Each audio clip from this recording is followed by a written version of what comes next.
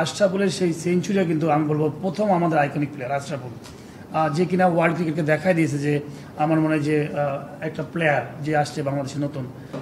আজকে কিন্তু আমাদের লম্বা মিটিং হয়েছে, আমার মনে হয় আপনারা সবাই জানেন আমাদের নতুন বোর্ড, এবং আমরা সবাই চাচ্ছি ডে বাই ডে আমাদের নিজেদের কী করে আরও সুন্দর কিছু করা যায়, ক্রিকেটের জন্য ভালো কাজ করা যায়।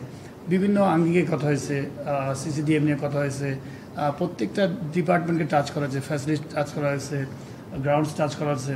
তো আপনি যেটা বলছিলেন যে আমাদের কোনো কমিটিজ কিনা, বেসিক্যালি দেখেন বাংলাদেশ টিম খেলছে, জয় পরাজয় তো মাঠে থাকবেই, কখনো কখনো খারাপ হবে, কখনো ভালো হবে, বাট দিন শেষে আমাদের এই ক্রিকেট বোর্ডের পজিশনের মধ্যে যারা ডিরেক্টলি মাঠে খেলেছেন, একদম খুবই ডিরেক্টলি, কেউ হয়তো বিভিন্ন সেক্টর থেকে আসছেন, মার্কেটিং থেকে আসছেন, বিভিন্ন জায়গা থেকে আসছেন। টানা তৃতীয়বার অর্জন করেছে দেশের সেরা সুপার ব্র্যান্ড স্বীকৃতি বসুন্ধরা টিস্যু।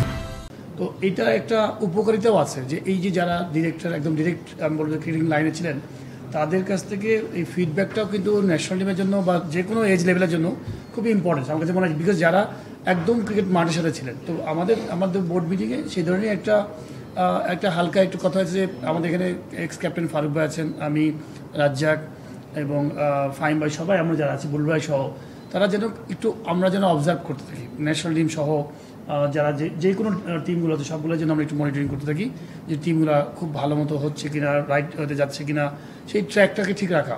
এবং আমাদের আরও অনেক কিছু ডিসিশন হয়েছে। আপনি যদি দেখেন প্রত্যেকটা জায়গায় আমরা চিন্তা করেছি কী করে ডেভেলপ করা যায়। আমরা আজকে যেমন একটা আলাপ করেছি, আমরা নিজেরা অনেকেই প্রস্তাব দিয়েছি, বিভিন্ন রকম প্রস্তাবনা দিয়েছি যে আমাদের যে প্রত্যেকটা হেডকোয়ার্টার বলতে বলছি ডিভিশনাল যে হেডকোয়ার্টারগুলো আছে, আমাদের এই বর্তমানে খেলা হয় ঢাকা, চিটাগাং এবং সিলেটে ইন্টারন্যাশনাল ম্যাচগুলো হয়। এছাড়াও আমরা বলেছি অতি শীঘ্র যত তাড়াতাড়ি সম্ভব যেন আমরা খুলনা, বরিশাল, রংপুর, রাজশাহী, বগুড়া এই 5টাকে কত শীঘ্রই যেন আমরা নিয়ে যাই। আপনি যদি ক্রিকেটকে ডেভেলপ করতে চান, ভালো জায়গায় যেতে চান, তাহলে আমাদেরকে মনে হয় যে ওই যে আস্তে আস্তে অল্প অল্প করে যে হবে না, যত তাড়াতাড়ি পারা যায় এই ফ্যাসিলিটিসগুলো ডেভেলপ করতে হবে এবং যত তাড়াতাড়ি পারা যায় এই খেলাগুলোকে মাঠে অন্যান্য জায়গায় ছড়াই দিতে হবে। বিকজ দিন শেষে আপনি যদি জনপ্রিয় করতে চান ক্রিকেটকে, আমার মনে হয় যে হোম অ্যান্ড অ্যাওয়ে সিস্টেমগুলোতে যেতে হবে আমাদের, এবং ওই সব জায়গাগুলোকে ক্রিকেটকে খুব কাছে নিয়ে যেতে হবে। এবং আরও অনেক কিছু এজেন্ডা হয়েছে। আমি বলবো যে সব কিছু মিলে আমরা খুব পজিটিভ, সব জায়গায় চেষ্টা করেছি কী করে বেস্ট জিনিসটাকে আমরা আউটকাম নিয়ে আসতে হবে। অনেক হয়তো বাজেট নিয়ে টুকটাক আলাপ হয়েছে, এখানে বাজেট নিয়ে আমরা কতখানি কস্ট মিনিমাইজ করতে পারি, কোয়ালিটি মেনটেন করে। তো সব কিছু ওভারঅল আমাদের একটা সুন্দর পজিটিভ মিটিং হয়েছে। আই হোপ যে আমরা খুব ভালো পথে আছি, ভবিষ্যতে আরও অনেক কিছু আপনারা দেখবেন, আশা করছি যে আরও ভালো কিছু আমরা নিয়ে আসবো। দেন আপনি তো যতক্ষণ পর্যন্ত ট্রাই না করবেন ততক্ষণ পর্যন্ত আপনি কিন্তু বুঝবেন না আসলে কোথায় যাবেন, আপনি কোথাও পৌঁছাবেন। আমি মনে করি যে আশরাফুল কিন্তু আপনি যদি দেখেন যে বাংলাদেশ ক্রিকেটের, আমরা তো অবশ্যই 97-এর পরে আমরা কিন্তু শুরু হয় আমাদের 2000 সালে টেস্ট রেজাল্ট পাই, বাট আশরাফুলের সেই সেঞ্চুরিটা কিন্তু আমি বলবো প্রথম আমাদের আইকনিক প্লেয়ার আশরাফুল, যে কিনা ওয়ার্ল্ড ক্রিকেটকে দেখাই দিয়েছে যে আমার মনে হয় যে একটা প্লেয়ার যে আসছে বাংলাদেশে নতুন। আশরাফুল কিন্তু লেভেল 3 কোচিং কোর্স করছে, বিভিন্ন জায়গায় এখন খেলছে, সুপার একটা এক্সপিরিয়েন্স আছে। আমরা হোয়াই নট আশরাফুলের এত সুন্দর একটা তার ক্যারিয়ার ভবিষ্যতে আমরা যদি পেয়ে যাই, আমার মনে হয় যে আমাদের বোর্ড ওইভাবে চিন্তা করেছেন যে আশরাফুলকে আমাদের টিমের সাথে রেখে তার কাছ থেকে তার প্লেয়িং এক্সপিরিয়েন্সটাকে ওখান থেকে শেয়ার করা, এবং ভবিষ্যতে আমাদের খেলোয়াড়রা যে ধরনের অনেক সময় ভুল করছে, আমি নিজেও টকশোতে বলি যে আমাদের খেলোয়াড়রা কিন্তু ট্যাকটিক্যাল জায়গাগুলোতে অনেক ভুল করছে।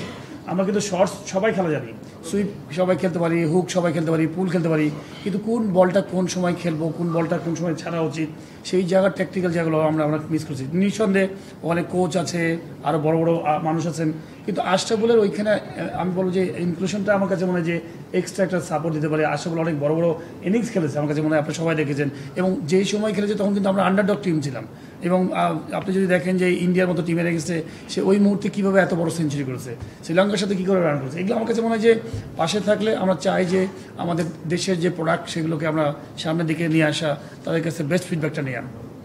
যে আমরা একটা পরিবার, আমরা বাংলাদেশ টিম রেজাল্ট করলে আমরা সবাই ভালো আনন্দ পাই, খারাপ খেলে সবার মন খারাপ করে, এটা সবাই পার্ট কিন্তু আমরা। তো এখন ধরেন বাংলাদেশ টিমে যেহেতু আমাদের একটা খেলাধুলার একটা ব্যাকগ্রাউন্ড ছিল, আমি মনে করি বা আমরা সবাই মনে করি, ওনারা সবাই বোর্ড মেম্বার তাই মনে করেন যে না আমরা একটু মনিটরিং করা যে আমাদের কোন কোন জায়গায় আরও বেশি মনোযোগী হওয়া উচিত, কোন কোন জায়গায় আমরা সাপোর্ট দেওয়া উচিত, সেই পরিপ্রেক্ষিতেই হয়তো এই আলাপ আলোচনাটা হয়েছে।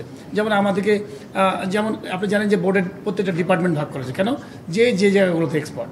তো আমরা আলটিমেটলি আমি তো ফাইন্যান্স আমি বুঝবো না বা অডিট আমি বুঝবো না, নর্মালি এটা সিম্পল একটা কথা, আমি তো ওই ব্যাকগ্রাউন্ড থেকে আসি নাই। তো যেহেতু ক্রিকেট ব্যাকগ্রাউন্ড থেকে আসছি, আমার মনে হয় ঠিক ওই জায়গাগুলোতে আমাদের একটু মনিটরিং করতে বলা হয়েছে। For more updates, subscribe to our YouTube channel and click on the bell icon. Follow us on Facebook and Instagram. Download T-Sports app to enjoy exciting games and highlights. Visit tsports.com.